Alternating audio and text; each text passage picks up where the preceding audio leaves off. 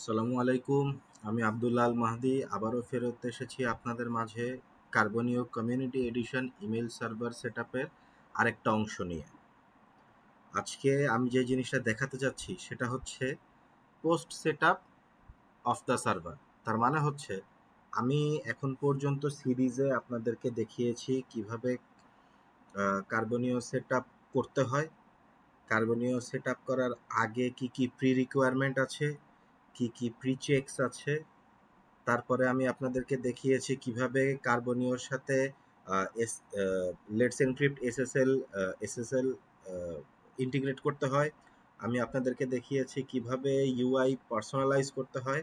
আজকে আমি আপনাদেরকে দেখাচ্ছি যে সার্ভার সেট আপ করার পরে পোস্ট সেট আপ কী কী আছে, অর্থাৎ আফটার কনফিগারেশনস কী কী আছে। আচ্ছা, চলেন আগে দেখে আসি যে ঘটনা কি আছে। দেখেন, পোস্ট সার্ভার সেটআপে প্রথমে বলা হচ্ছে যে জেক্সট্রাস ইউজারে যেতে হবে। তাহলে আমার ইমেল সার্ভারে আমি আগে জেক্সট্রাস ইউজারে চলে যাই।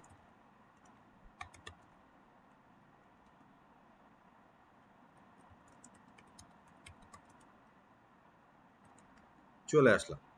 এখন দেখেন, এই যে কনফিগারেশনটা এখন হবে, এটা হবে lookup related, local lookup related configuration. এখানে কি বলেছে, zmprov MS mail dot Mahdi Abdullah dot com Zimbra MTA LMTP host lookup native. Zmprov হচ্ছে জিমরা প্রভিশনিং, মানে আমি জিমরাকে প্রভিশন করতেছি। কি করতেছি? Modify server. আমি আমার সার্ভারটাকে মডিফাই করতেছি। কিভাবে মডিফাই করতেছি? আমার এই ডোমেইনের আন্ডারে, এই ডোমেনের আন্ডারে আমি কি মডিফাই করব? আমি ওকে বলতেছি যে জিমরা, তোমার যে মেইল ট্রান্সফার এজেন্ট আছে, অর্থাৎ যে এমটিএ আছে, সে যখন লোকাল মেইল ট্রান্সপোর্ট প্রোটোকল অর্থাৎ এলএমটিপি দিয়ে কোনো হোস্ট লুক আপ করবে, তখন সেটা নেটিভ করে দিও। নেটিভ করে দেওয়ার অর্থ হচ্ছে সেম ডোমেনের আন্ডারের ইমেইলস ইন্টারনেট দিয়ে বাইরে যাওয়ার প্রয়োজন পড়বে না, সে সার্ভারের ভিতরেই লুক আপ করে সেন্ড রিসিভারের কাছে মেইল পাঠিয়ে দিবে। এতে টাইমও সেভ হবে, সিকিউরিটিও সেভ হবে। এটা মোর সিকিউর।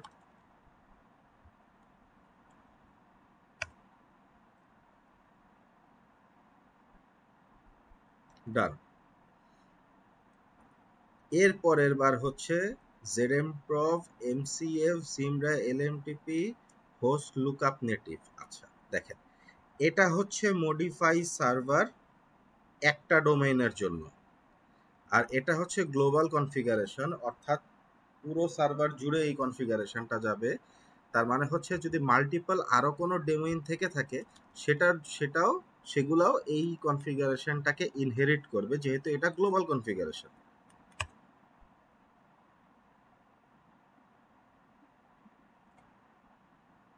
এরপরে সার্ভিসকে রিস্টার্ট করে দিতে হবে।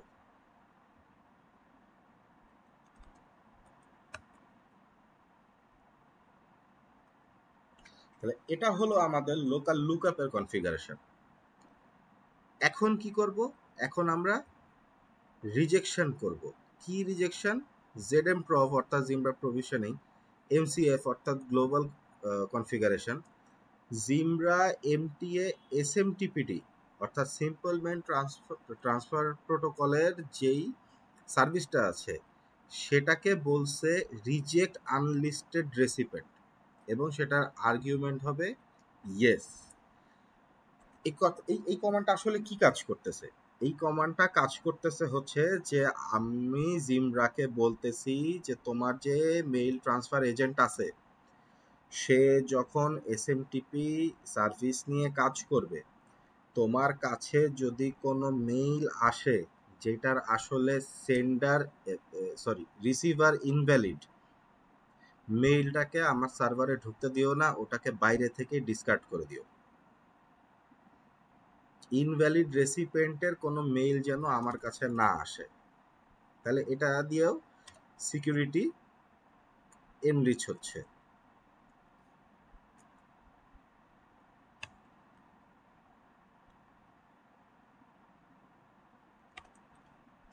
এটা হচ্ছে ঠিক তার উল্টাটা। এটা হচ্ছে যদি রেসিপেন্ট আনলিস্টেড হয়। আর এখন কি, এখন হচ্ছে যদি সেন্ডার আনলিস্টেড হয়, এমন একটা সেন্ডার থেকে মেইল যাওয়ার ট্রাই করতেছে যে সেন্ডারটা আসলে আমার মেইল সার্ভারেই নাই।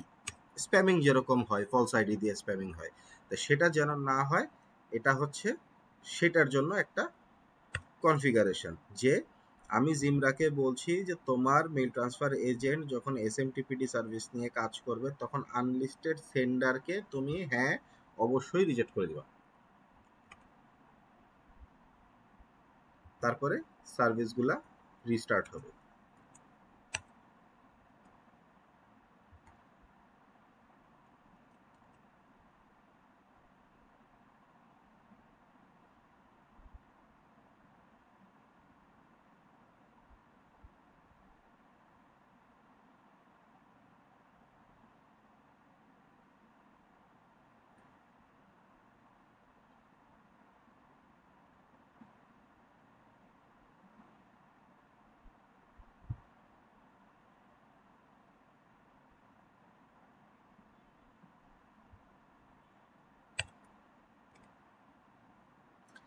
এরপরে কি হয়েছে, এরপরে হয়েছে সার্ভিস মনিটরিং পোর্ট। এখন আমরা যখন পার্ট ওয়ানে সার্ভারটা যখন ডিপ্লয় করেছিলাম তখন আমরা ডিফল্ট কনফিগারেশন এসএসএইচ পোর্ট 22 থেকে চেঞ্জ করে 78 করেছিলাম।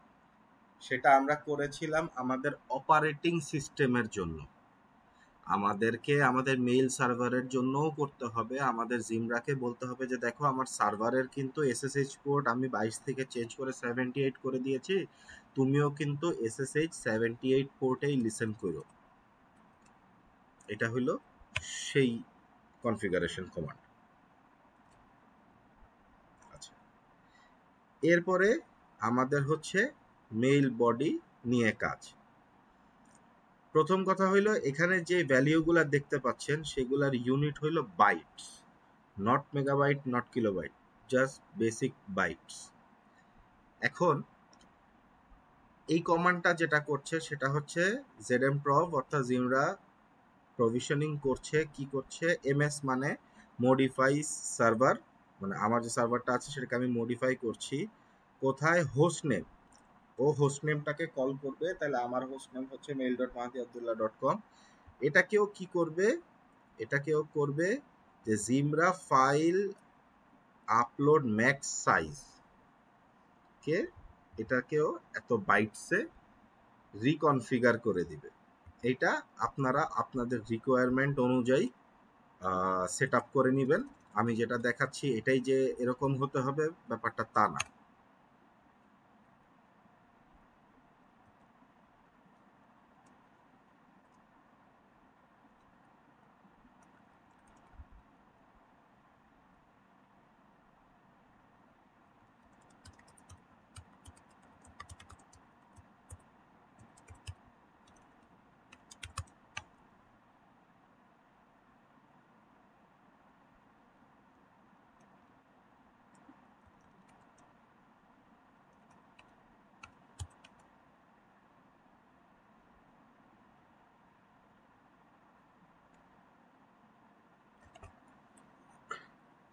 হয়ে গেল। এরপরে হচ্ছে এটা হচ্ছে অ্যাটাচমেন্ট সাইজটা, আপনি যে অ্যাটাচমেন্টটা সেটাতে অ্যাড করবেন সেটার জন্য ম্যাক্সিমাম সাইজ আমরা লিমিট করে দিলাম। এরপরে এটা হচ্ছে জিমরা এমটিএ ম্যাক্স মেসেজ সাইজ, অর্থাৎ এটা হচ্ছে আপনার যে মেসেজ বডিটা হবে সেই বডিটার ম্যাক্সিমাম সাইজটা কত হইতে পারে। আমরা অনেক সময় অ্যাটাচমেন্ট অ্যাড না করে আমরা বডিতেই অনেক কিছু দিয়ে দেই, তো সে বডিটার টোটাল সাইজটা কত হবে, এটা হচ্ছে সেই কনফিগারেশনের কমান্ড।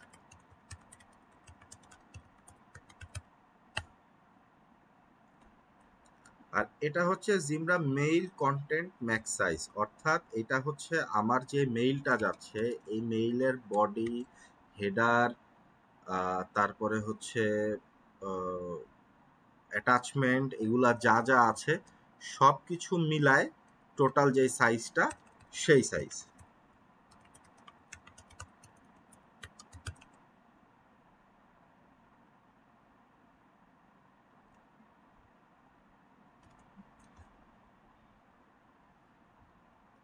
এরপরে যে কাজটা হবে সেটা হবে যে এইচটিটিপি থেকে এইচটিটিপিএস এর রিডাইরেকশন। এর কারণ কি? এর কারণ হচ্ছে যদি এসএসএল না করা থাকে তাহলে যেন কোনো এইচটিটিপি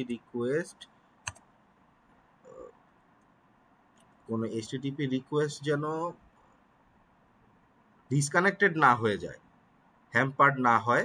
সেইটার কারণে আমরা এটাকে কনভার্ট করে এইচটিটিপিএস থেকে রিডাইরেক্টে দিয়ে দিব।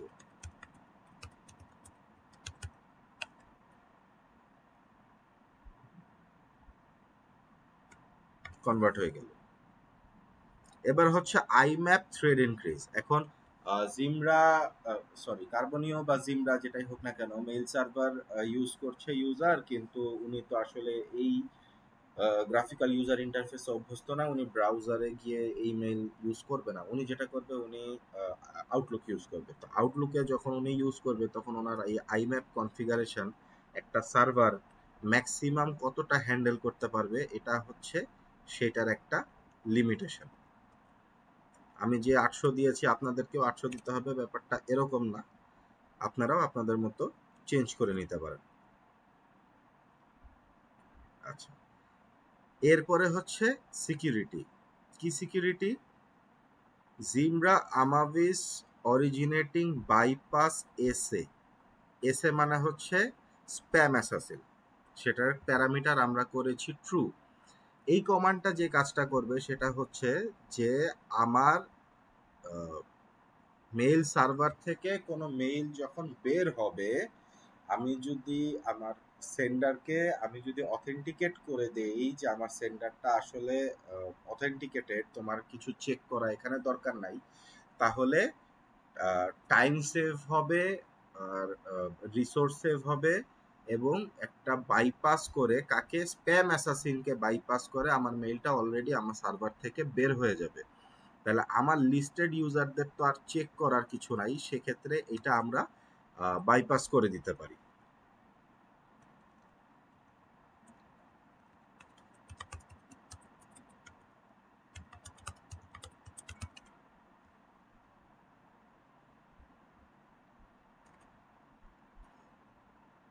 এরপরে আমরা বলেছি একটা গ্লোবাল কনফিগারেশন, যে জিমরা স্প্যাম কিল পার্সেন্ট 100%। এটার মানে হচ্ছে যদি কোনো মেইলের স্কোর হয় 100, তাকে যেন অবশ্যই স্প্যাম ডিটেক্ট করে ওই মেইলটা ডিরেক্ট ডিলিট হয়ে যাবে, কিল হয়ে যাবে, ওইটা আর প্রসেসই হবে না।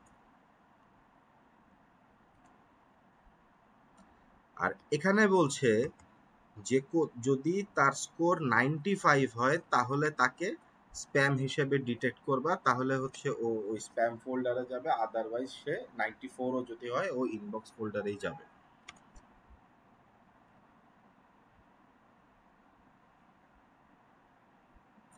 ফায়ারওয়ালে একটু পরে যাচ্ছি, সার্ভার রিলেটেড কনফিগারেশন আর একটু শেষ করে নেই।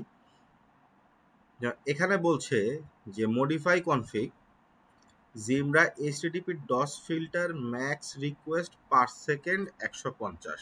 এটার মানে হচ্ছে আমার এইচটিটিপিতে বা আমার ওয়েবের উপরে যেই রিকোয়েস্টটা আসে সেটা যেন ব্রুট ফোর্স অ্যাটাক না হয়ে যায়, এই জন্য আমি maximum HTTP request per second 150 করে দিয়েছি।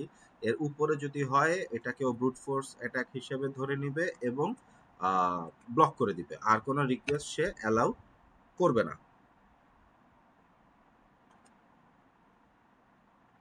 কিন্তু আবার এখানে আমরা এই কনফিগারেশন করেছি যে Zimbra HTTP DoS filter delay millis, মানে যদি ব্লক হয়ও তাহলে যেন সে কোনো ডিলে না করে আনব্লক করতে, কারণ তা না হলে অ্যাকচুয়ালি যারা ইউজার তাদের ইউজেজের উপরেও একটা ইম্প্যাক্ট পড়ে যাবে। এজন্য আমরা কোনো ডিলে রাখিনি।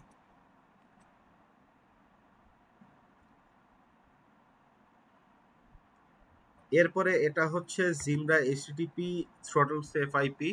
তার মানে হচ্ছে আমি এখানে যেই আইপি সিরিজটা দিয়ে দিব, বা আমি যদি মাল্টিপল সিরিজ অফ আইপিস দিতে চাই, আমি শুধু স্পেস দিয়ে দিয়ে সাবনেট সহ সিআইডিআর সহ এটা লিখতে থাকবো যতগুলো আমার প্রয়োজন।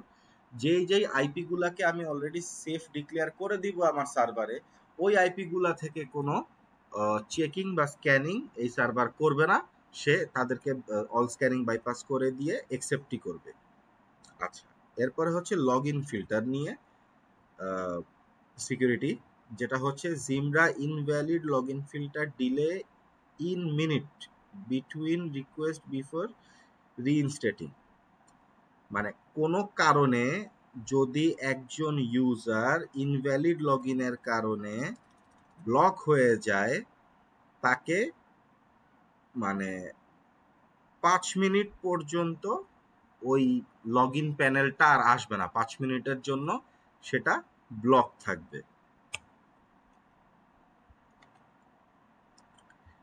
কিন্তু সেটার জন্য আমরা কি বলছি, সেটা আমরা বলছি যে কতটা ইনভ্যালিড লগ ইন হইলে তুমি এই কাজটা করবা, সেটা হচ্ছে 20টা। যদি 20টা ফেইল্ড লগ ইন হয়, তার মানে ডেফিনেটলি কোনো ইউজার তার নিজের মেইল বক্সে 20বার ফেইল্ড লগ ইন অ্যাটেম্প করবেন না। যদি এটা 20টা ফেইল্ড অ্যাটেম্প লগ ইন হয়ে থাকে, তাহলে এটা অন্য কেউ স্নিক করার ট্রাই করতেছে, এই জন্য তখন এটা সে ব্লক করে দিবে।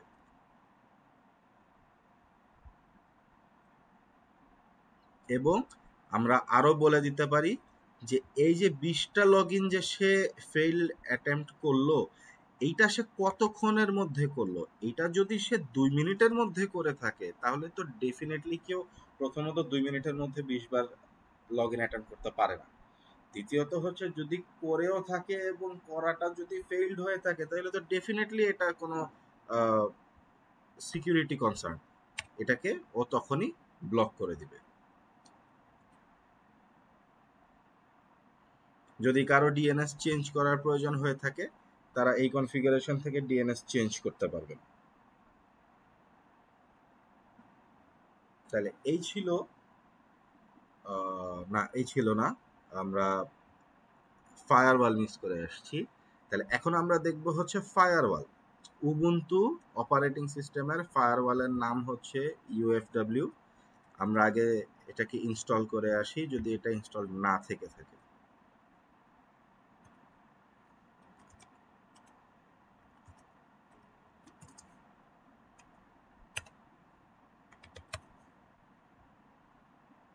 এটা অলরেডি ইনস্টলড আছে।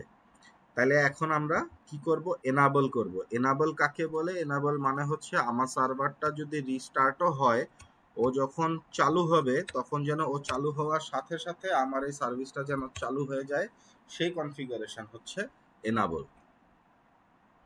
এখন আমরা কি বলতেছি, আমরা এখন ডিফল্ট ইনকামিং কে ডিনাই করতেছি। এটার কারণ হচ্ছে যে কোনো ডিফল্ট কনফিগারেশন থেকে, তার মানে প্রথম কথা হইলো যে ফায়ারওয়াল স্ক্রিপ্টে কাজ করে, আপনি উপরে যে কনফিগারেশন দিবেন সেটাই আগে কাজ করবে। আমি যাদেরকে অ্যালাউ করতেছি তাদেরকে যদি তাদের বাইরে থেকে যদি কোনো রিকোয়েস্ট আসে, সেটা ডিনাই করার জন্য আমি তাকে বলতেছি। এরপরে আমি তাকে বলতেছি যে ডিফল্টের আউটগোয়িংটাকে তুমি অ্যালাউ করে দাও। তার মানে হচ্ছে আমি যে ফিল্ট্রেশনটা এখানে করতেছি সেটা হচ্ছে আমার সার্ভারের ইনকামিং ফিল্ট্রেশন। আউটগোয়িং এর জন্য কিন্তু আমি কোনো ফিল্ট্রেশন করছি না, কারণ আমার এখান থেকে মেইল যখন যাচ্ছে তো এটা তো আমি সেন্ড করেছি বিদায়ী যাচ্ছে। এই জন্য আউটগোয়িং এর উপরে কোনো ফিল্টার থাকছে না।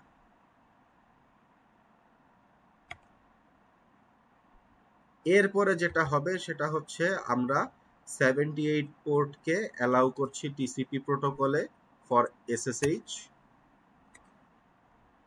আমরা 25 পোর্টকে অ্যালাউ করছি ফর এসএমটিপি। আমরা 80 পোর্টকে অ্যালাউ করছি ফর এইচটিটিপি রিকোয়েস্ট। 443 পোর্টকে অ্যালাউ করছি ফর এইচটিটিপিএস রিকোয়েস্ট। 465 পোর্টকে অ্যালাউ করছি SMTP/S প্রোটোকলের জন্য 587 is for submission,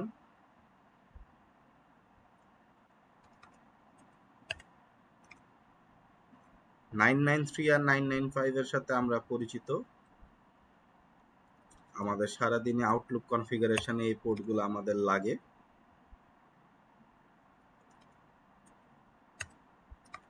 এবং ফাইনালি অ্যাডমিন প্যানেলের জন্য 6071।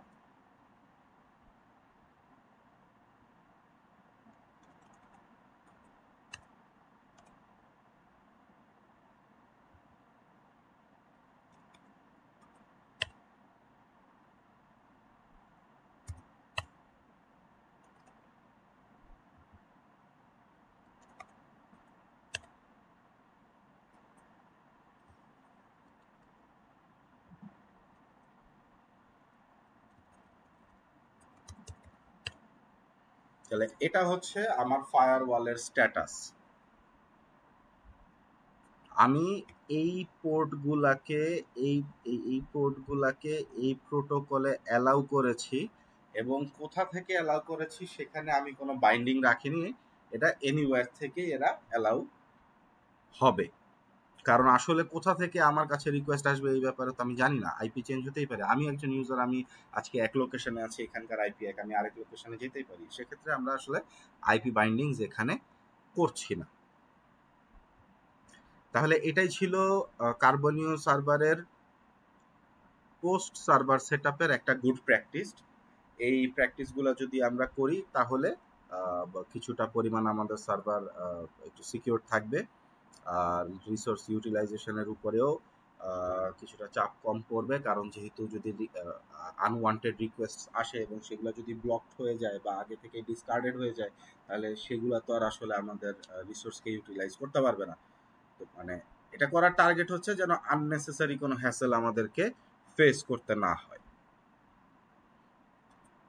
তাহলে আজকের আমাদের এই পর্যন্তই থাকবে। ভবিষ্যতে ইনশাল্লাহ সামনে আবার দেখা হবে নতুন কিছু নিয়ে। ততক্ষণ পর্যন্ত ভালো থাকবেন এবং প্র্যাকটিস করতে থাকবেন। আর যদি আমার টিউটোরিয়ালটা ভালো লেগে থাকে, আমার সিরিজটা যদি ভালো লেগে থাকে, তাহলে রেসপন্স করে দিয়েন কাইন্ডলি, একটা সাবস্ক্রিপশন বা কমেন্ট, একটা লাইক। Thank you. আসসালামু আলাইকুম।